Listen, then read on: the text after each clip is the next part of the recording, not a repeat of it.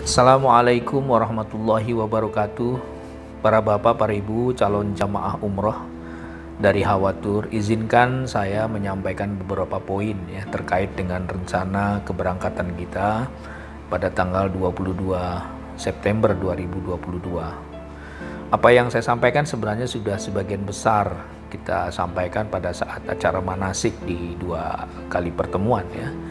Tapi tidak ada salahnya saya ingin mereview ulang sebagai guidance di lapangan ya, untuk sama-sama saling mengingatkan agar proses perjalanan umroh kita sesuai dengan pedoman dan berjalan dengan lancar. Pertama, sesuai dengan jadwal yang ditetapkan, kita insya Allah akan berangkat tanggal 22 September persisnya jam 7 pagi dari Bandara Soekarno-Hatta. Dan kita akan meluncur menuju Madinah ya, membutuhkan waktu sekitar 10 jam.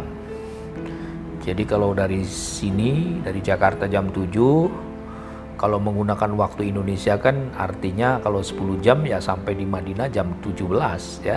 Tapi karena waktu Madinah itu lebih lambat 4 jam dari Indonesia, maka tepat jam 1 kurang lebih udah sampai di Madinah.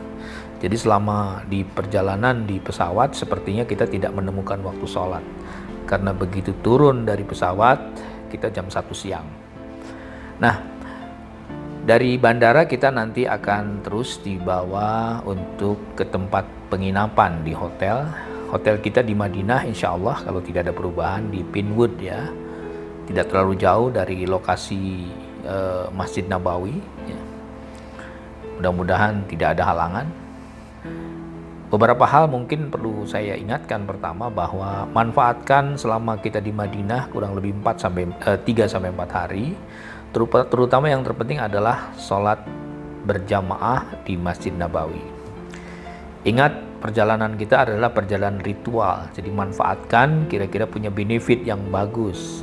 Jadi ketika kita datang ke sana, punya waktu, punya kesempatan, punya space yang cukup, sehat dan tidak uzur, usahakan datang ke Masjid Nabawi pada jam-jam sholat wajib terutama ya. Kita tahu kan bahwa di Madinah 1 kali sholat berjamaah di Masjid Nabawi itu nilainya sama dengan 1000 kali sholat di tempat lain di seluruh dunia. Artinya kita butuh waktu 1000 kali untuk bisa menyamai sholat 1 kali di Madinah. Ini artinya momentum yang sangat luar biasa, kesempatan yang luar biasa. Jadi saya berharap ya kepada Bapak Ibu sekalian, selama masih sehat, kondisinya fit ya, dan tidak ada uzur yang terlalu berat, datanglah ke Madinah untuk melaksanakan sholat berjamaah. Itu yang pertama. Yang kedua, mungkin nanti ada juga ya kunjungan kita ke ke Raudhah ya. Ke Raudhah itu tempat di mana Rasulullah SAW dimakamkan. Jadi mungkin kunjungannya tidak merupakan wajib ya, karena berkunjung di Raudhah itu tidak ada kewajiban, tetapi alangkah ruginya kalau kita tidak memanfaatkan kesempatan ini untuk bisa bersilaturahim ya, mengunjungi pemakaman Rasulullah SAW. Karena Nabi menyampaikan bahwa barang siapa yang sholat di antara mihrab dan rumahku yang sekarang jadi pemakaman Rasul itu namanya Raudhah, maka segala doa dan keinginannya tidak terhalang, artinya terijabah oleh Allah.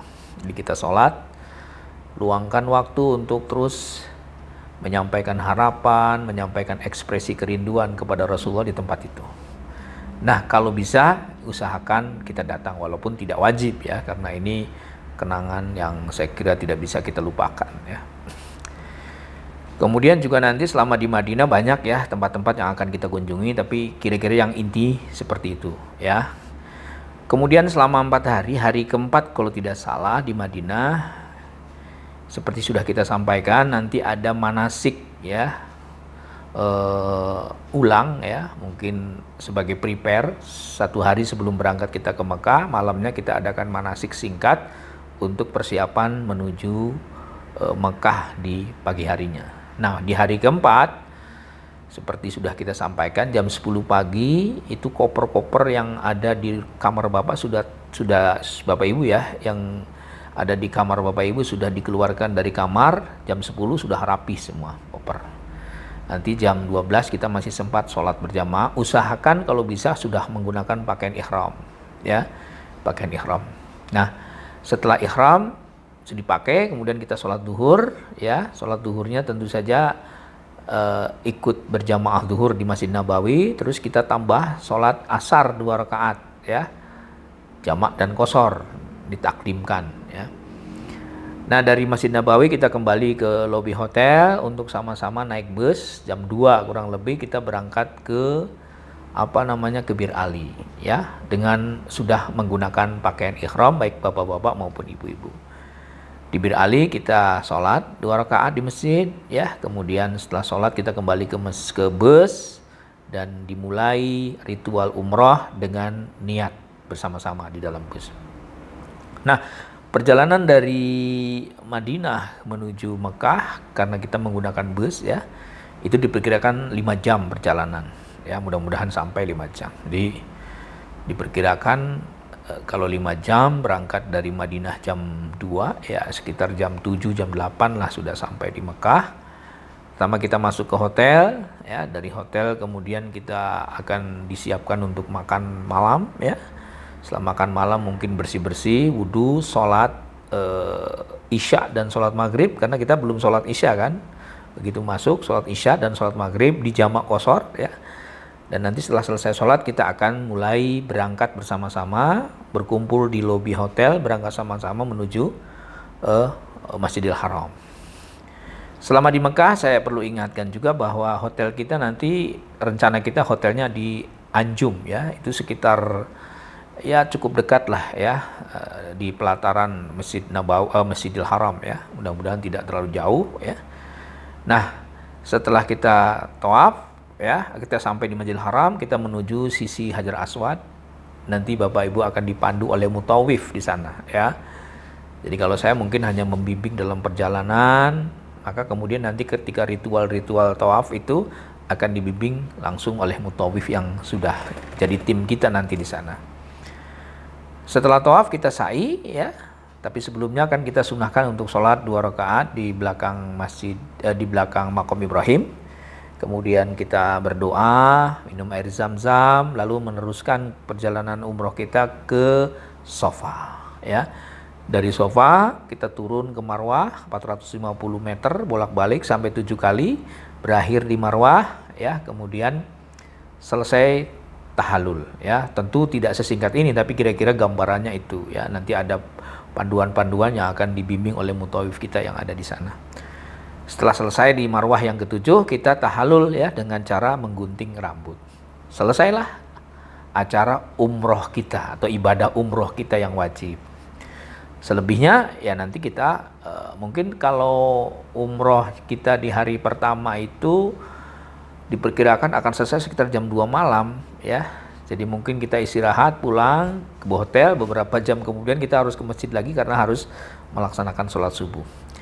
Tapi lagi-lagi kita manfaatkan ya, selama kita masih punya energi yang kuat, punya tenaga yang bagus, punya fisik yang tidak sakit ya, datanglah ke Mekah ya. Karena kalau di Madinah itu 1 kali sholat nilainya 1000 kali sholat di tempat lain, maka di Mekah itu luar biasa dahsyat, kata Nabi, 100.000 kali sholat di masjid-masjid lain. Bayangkan kalau kita ingin mendapatkan 1 kali sholat, nilainya kan 100.000, seperti sholat-sholat di tempat atau di masjid lain di dunia. Jadi manfaatkan itu kesempatan selama kita tidak sakit. Nah, itu yang penting ya. Umroh udah selesai, tinggal nanti kemudian ada yang berminat ingin melaksanakan umroh sunnah ya, atau umroh secara pribadi, silahkan nanti akan dipandu secara teknis oleh kita dan mutawif yang ada di sana. Tapi secara umum pelaksanaan umroh sebenarnya sudah selesai ya. Kemudian nanti kita juga akan melakukan city tour ya, berziarah ke beberapa tempat bersejarah di kawasan Mekah. Di antaranya nanti ke ke Arafah ya, kemudian ke Muzdalifah, ke Mina, ke Jamarot, dan beberapa tempat yang menjadi tempat peristirahatan atau tempat pelaksanaan ibadah haji. Insya Allah kalau tidak ada aral melintang, kita nanti akan melakukan perjalanan di area-area di mana jamaah haji pernah melaksanakan itu. Dan kemudian juga kita akan ada ritual atau city tour lain ya ke beberapa tempat seperti di Gunung Jabal Nur ya, kemudian ada Jabal Sur dan beberapa tempat lain di Mekah. Secara umum saya kira itu, beberapa hal lain mungkin nanti kita bisa tambahkan pada saat pelaksanaan. Intinya mari kita manfaatkan momen di mana kita umroh ke Mekah ini untuk melakukan yang terbaik ya, untuk melakukan hal-hal yang kira-kira memberikan manfaat sehingga umroh kita betul-betul berkualitas. Sebagai penutup, saya ingin mengingatkan bahwa kualitas umroh seseorang itu ternyata sangat ditentukan oleh niat kita. Ya, ini sebenarnya harus dari awal, tapi saya sudah menyampaikan dalam manasik bahwa umroh itu akan memiliki benefit yang bagus, akan bermutu kalau niatnya sudah bagus. Dan niat kita berangkat ke sana semata-mata hanya ingin memenuhi panggilan dari Allah Subhanahu wa taala. Demikian apa yang saya sampaikan, mudah-mudahan bermanfaat. Assalamualaikum warahmatullahi wabarakatuh.